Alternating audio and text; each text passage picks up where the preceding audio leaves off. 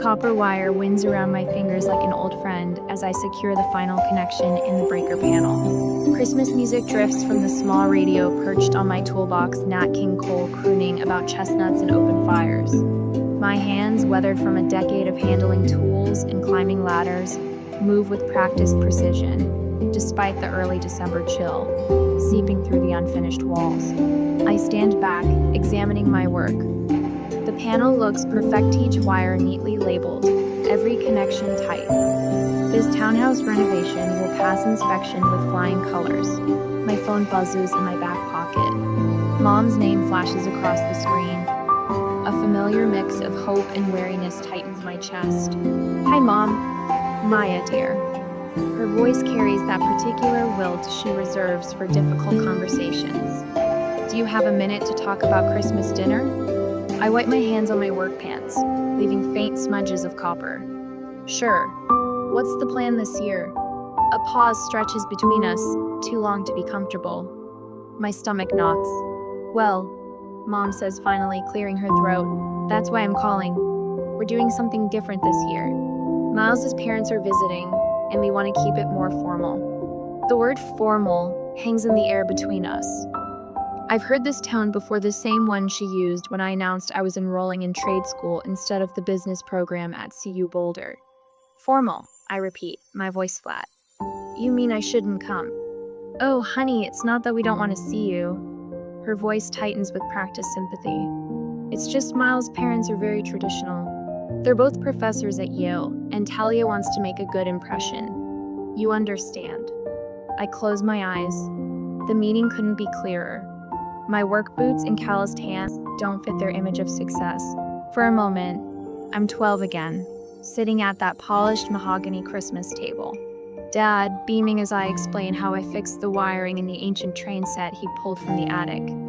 That's my girl, he'd said then, ruffling my hair. Smart as a whip. That pride faded the day I chose trade school, the day Talia became the family's academic hope. I understand, I say, my voice betraying nothing of the fire building behind my ribs. I knew you would. Relief floods her tone. We'll do something after the holidays, just us. Maybe lunch, maybe. I snap the breaker panel shut with more force than necessary. I should go, I have a client waiting. Of course, love you, dear. The call ends. I stare at the phone, wondering if she even notices how quick our conversations have become. 2 hours later, I lock the doors to Thompson Electrical. The sun has already dipped below the mountains, but the Christmas lights strung along Main Street cast a cheerful glow across the fresh snow. My business name in professional blue lettering on the glass door gives me a burst of satisfaction that dulls the ache of the earlier call. Inside, I flip through the day's invoices before opening my laptop. The spreadsheet glows with healthy numbers, commercial contracts, residential calls, a growing list of references from satisfied clients. Not bad for a business that just celebrated its second anniversary. I open my banking app and navigate to the recurring transfers. There it is, the payment confirmation for Talia's fall semester. $17,400. Sent directly to the university bursar's office 2 months ago. As always, $17,000. More than half of what I'll make this quarter. Enough to cover the down payment on that warehouse space I've been eyeing to expand the business. But it paid for Talia's education instead. Talia, who apparently doesn't want her boyfriend's parents to know her sister is an electrician. The drive home takes me through neighborhoods gleaming with holiday decorations. Families gathering in warm living rooms, kids home from college for winter break. I wonder if any of them understand how fragile those connections are, how conditional family love can be. My apartment feels especially empty tonight. I drop my keys on the counter and sit on the couch without bothering to turn on the lights. In the glow of the small pre-lit Christmas tree, I open the album Mom made for my 25th birthday. Family photos, each one carefully chosen to show our perfect, educated, upper-middle-class family. My phone buzzes with a text. I expect Mom again, perhaps with details about that rain check lunch that will never happen. Instead, it's Lucas. My cousin has always been the truth teller in the family. Hey cuz, Heard about Christmas dinner. You okay? I start to type a casual response, but another message appears before I can finish. Talia told Aunt Barbara she didn't want you there because she didn't want Miles's parents thinking your family is from a working class background. Direct quote. Thought you should know. My fingers go numb. The phone slips from my hand onto the carpet. All this time, all this money, and my sister is ashamed of me.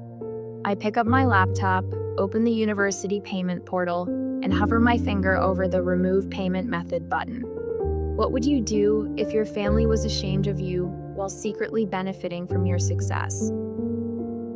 The numbers glow blue-white from my laptop screen, illuminating my face in the dark apartment. $17,400 to Brookfield University, the 3rd of September. $4,250 for student housing supplement, the 15th of October. $876 for required course materials, the 28th of August. I scroll backward through my bank statements, month after month, year after year. The payments stretch back like breadcrumbs marking a path I've walked blindly. Jesus Christ, I whisper, tapping keys to create a spreadsheet.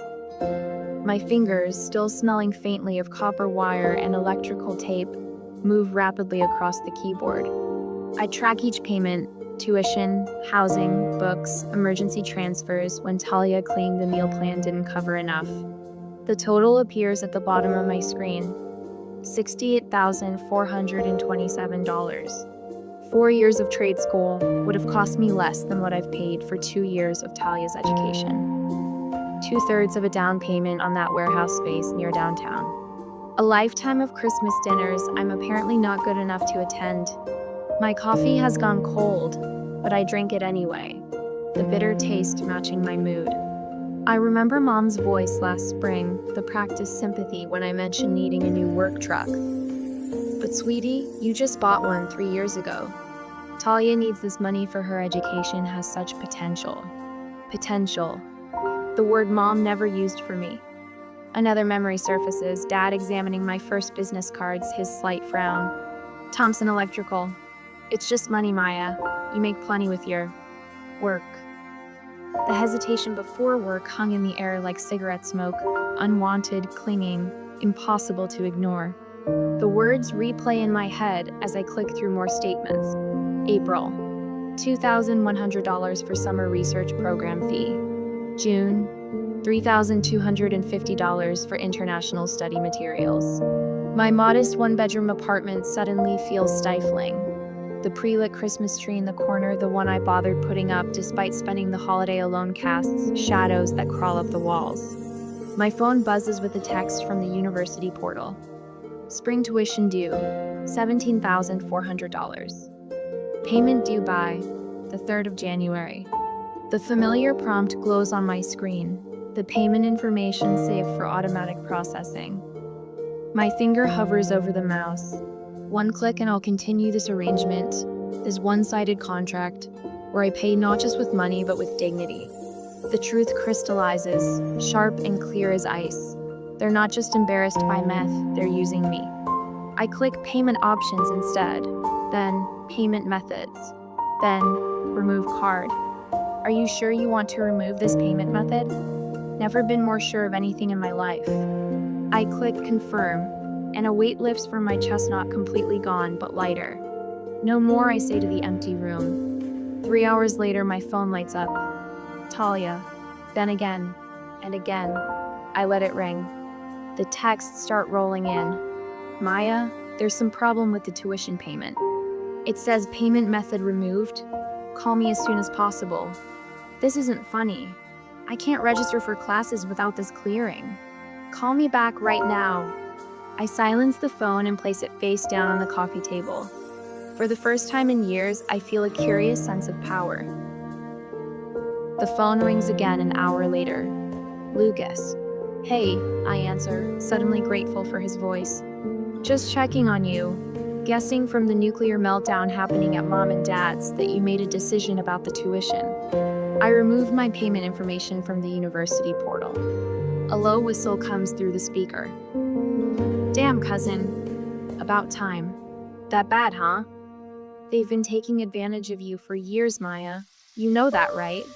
Talia stormed out of Christmas dinner after getting some notification on her phone. She's freaking out. Something warm unfurls in my chest, not satisfaction exactly, but the knowledge that I'm not completely alone. Thanks for calling, Lucas.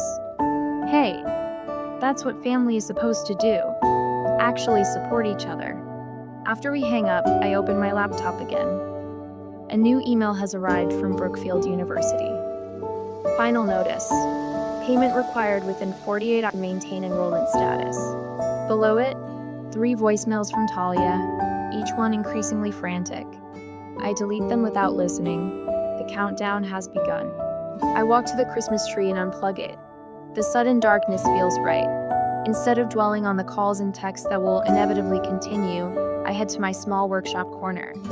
My hands find a half-finished lamp project I've been meaning to complete. Working with wire and sockets has always centered me. Each connection serves a purpose. Electricity follows rules that don't change based on social status or family expectations. Tomorrow is Christmas Day. I could sit here alone, marinating in resentment, or I could do something different. Mrs. Abernathy, my elderly client from the Highlands neighborhood, mentioned she'd be alone for the holiday. She always brings me coffee when I'm fixing her outdated wiring. Tells me stories about her late husband, who was a carpenter. A person who actually appreciates my skills. I pick up my phone and dial her number.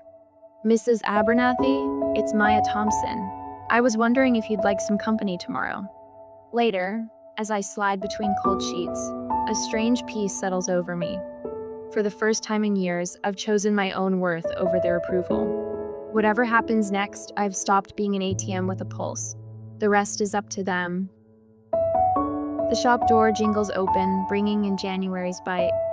Celia balances a stack of mail, her silver-streaked bob swinging as she sets it down. Your mother called. Again. She taps the counter. That's 5 times since 8. I check my watch noon. What'd you tell her? Same as yesterday. Miss Thompson is unavailable. My phone buzzes. Dad. I silence it without answering. The voicemail notification joins 17 others I haven't touched. Alone in my truck during lunch, I finally press play. Maya Elizabeth. Dad's voice carries that stern tone from my teenage years. This isn't how we raised you. Whatever disagreement you're having with your sister, you don't put someone's education at risk.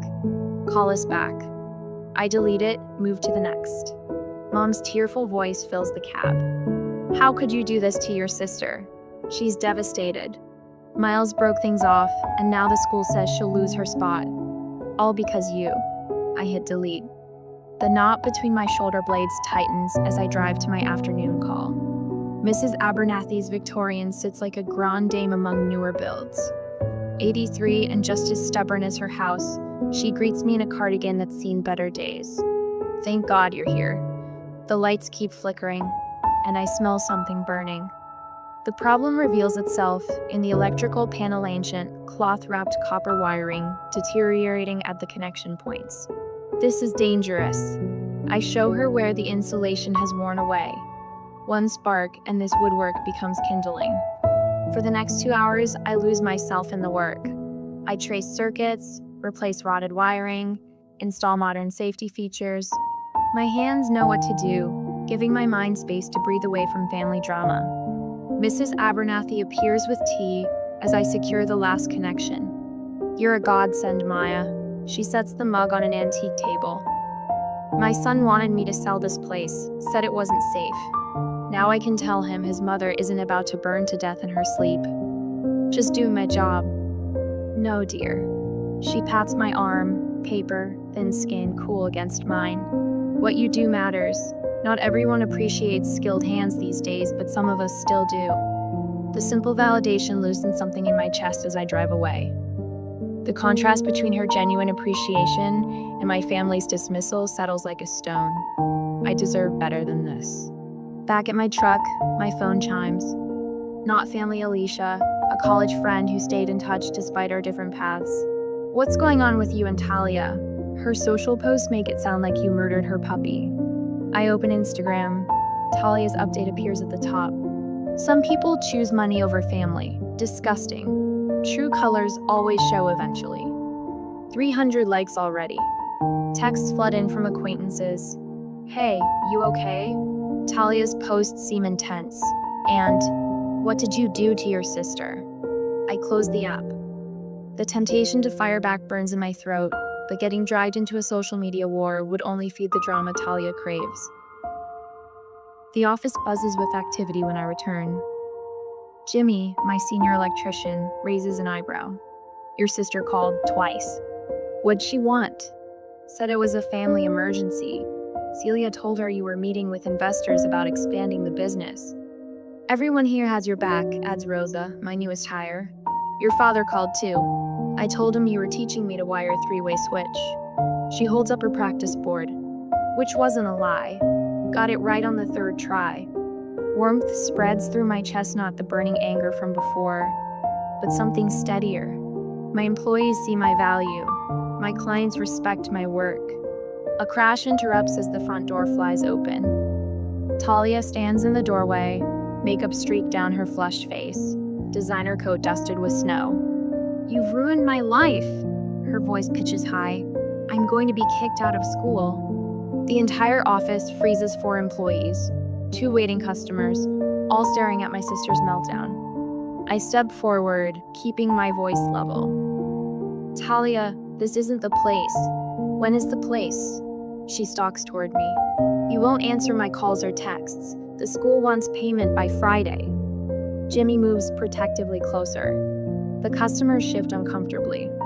We can talk privately in my office, I say. No. She slams her hand on the counter. You humiliated me publicly. We'll talk about it publicly. A surprising calm settles over me. I didn't ruin your life, Talia. The words come out steady. I just stopped funding it. The silence feels physical.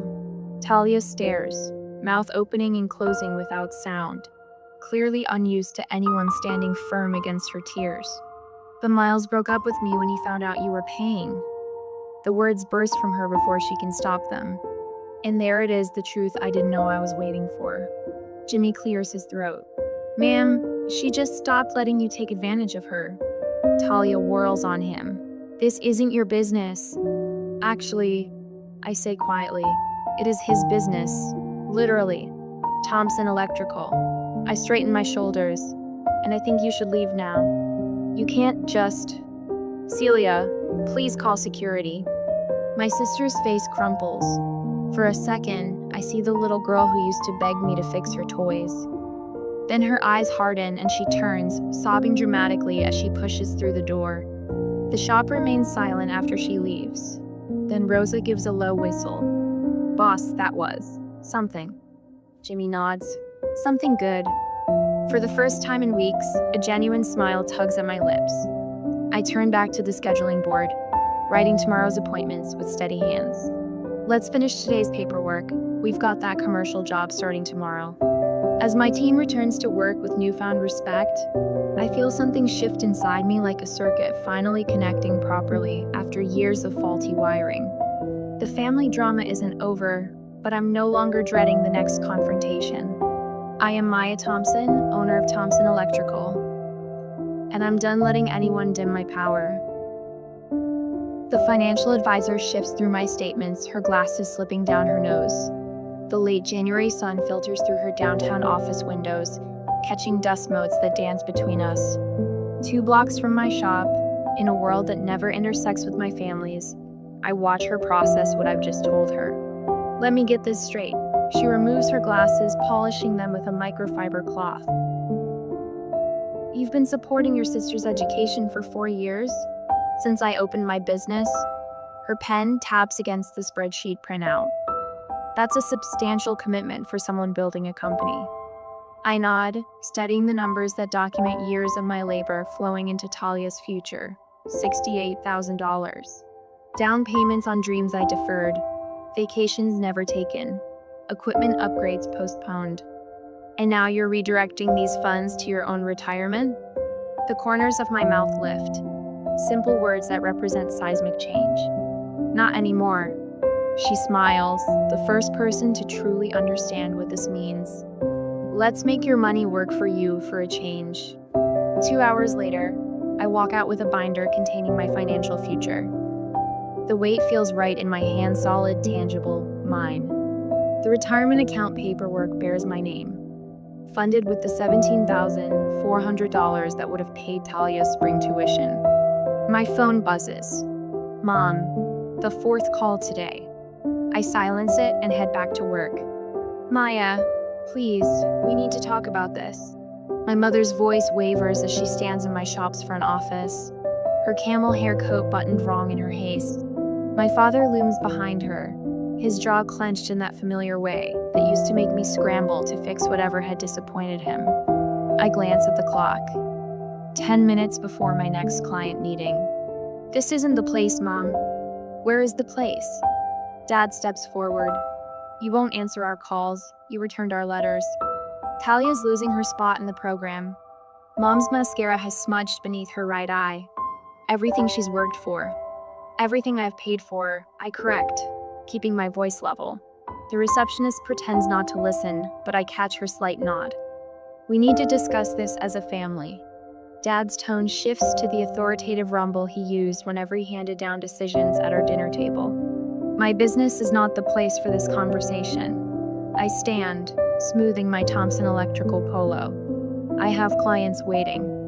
Their stunned expressions follow me as I walk past them into the workshop. Jackson's Diner hums with the lunch crowd.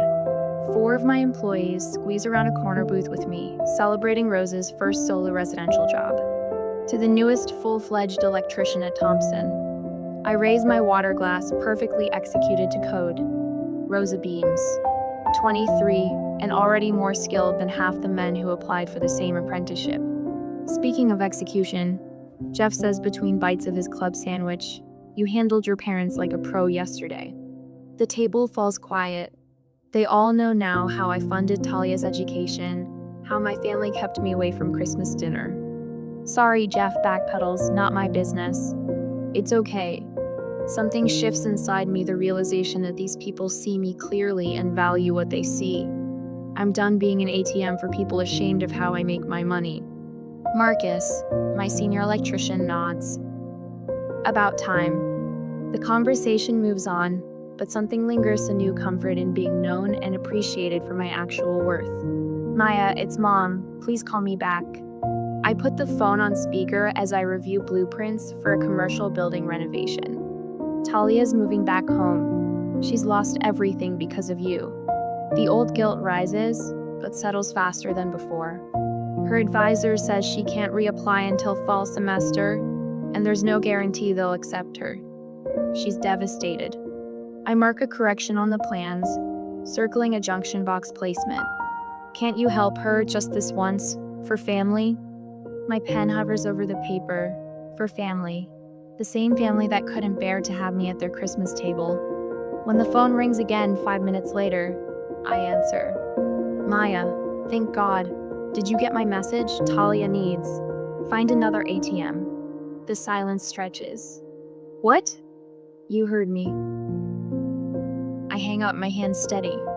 The warehouse space echoes with potential 2,500 square feet of concrete flooring, high ceilings, roll-up doors. Perfect for expanding Thompson Electrical. The previous tenant's improvements remain, the realtor explains, pointing to the updated electrical panel I've already examined. You just need cosmetic changes. The down payment, $15,000, would have covered most of Talia's spring tuition. Now it buys my future instead. I'll take it.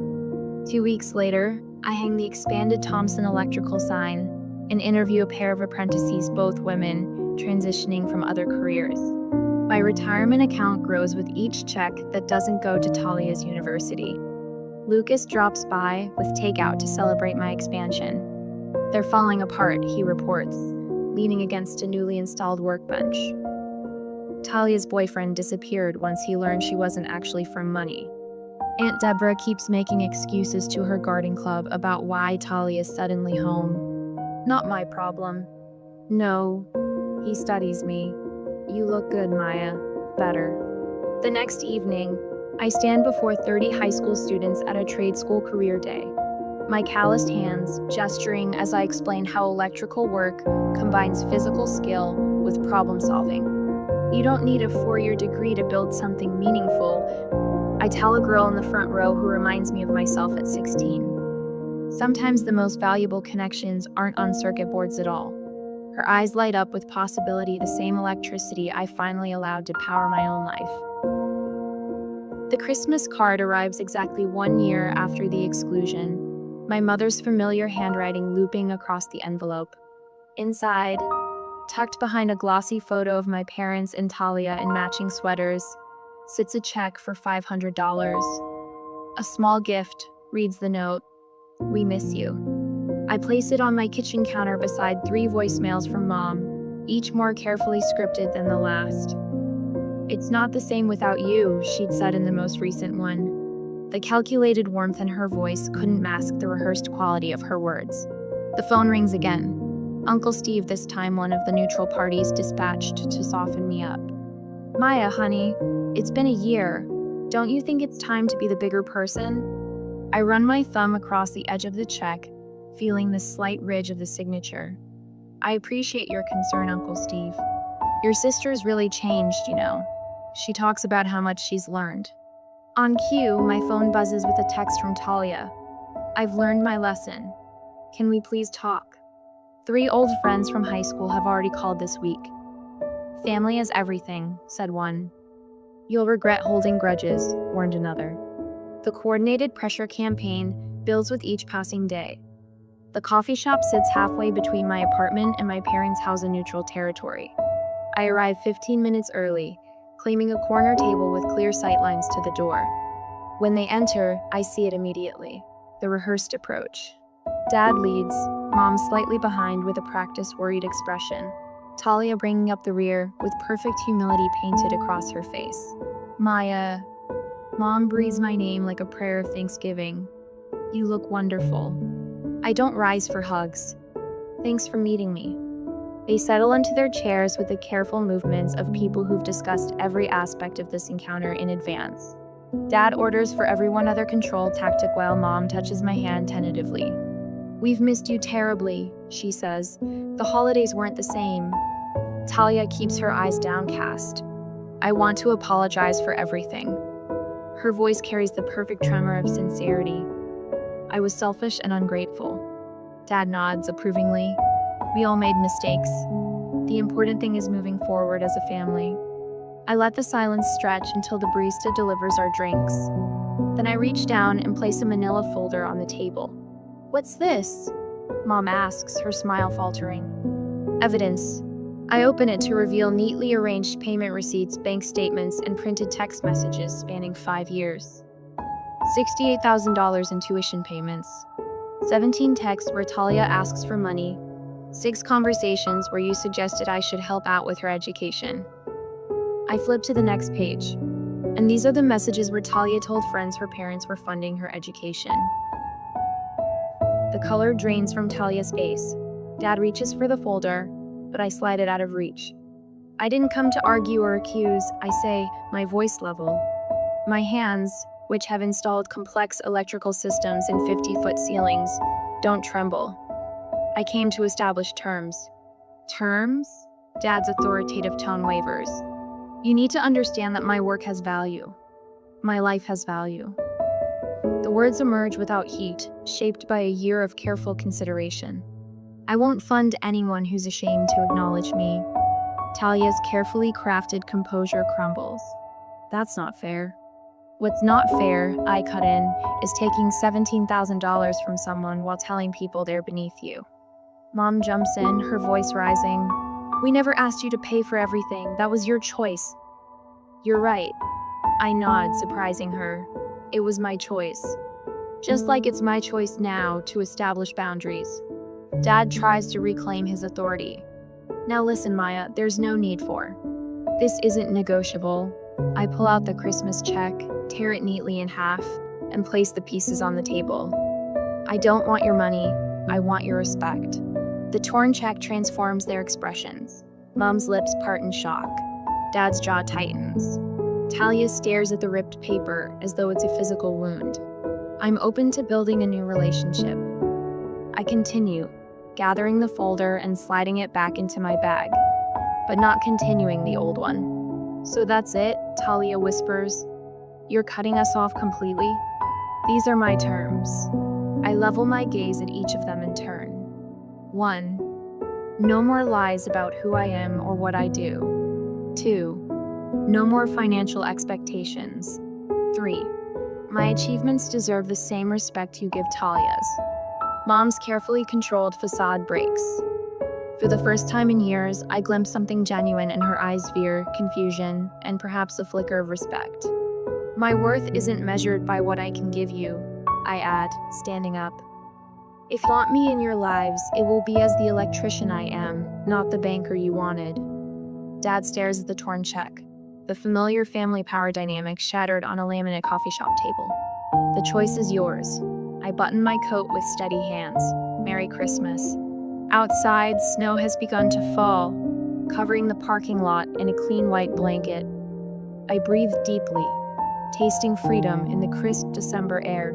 The weight I've carried for years slides from my shoulders like meltwater. The new Thompson electrical sign gleams in the December sunshine. 3 vans, not just my old reliable one, line the building, each emblazoned with our logo. My logo. Inside, the workshop hums with activity. Jesse, my newest apprentice, stands at the workbench measuring conduit while Mark reviews a blueprint with Danny. 5 employees now. 2 of them women breaking into the trade just like I did. The shop smells of coffee and copper, of honest work and earned respect. "Morning, boss," Jessie calls, pushing her safety glasses up. "The Riverside contract wants us to bid on phase 2. I nod, satisfaction warming my chest. "Send them our availability. We're booked through February, but we can start March 1st. Tonight's Christmas gathering fills my new home with laughter. The craftsman with good bones and better wiring picked for me, not to impress anyone else. My tree sparkles with simple white lights, no color-coordinated ornaments like Mom's perfect display." Lucas raises his glass toward my electrical certification framed on the wall. "To doing what you love." My friends clink glasses. None of them ask what I can do for them. None of them hide me away when important people visit. Here, I'm enough calloused hands and all.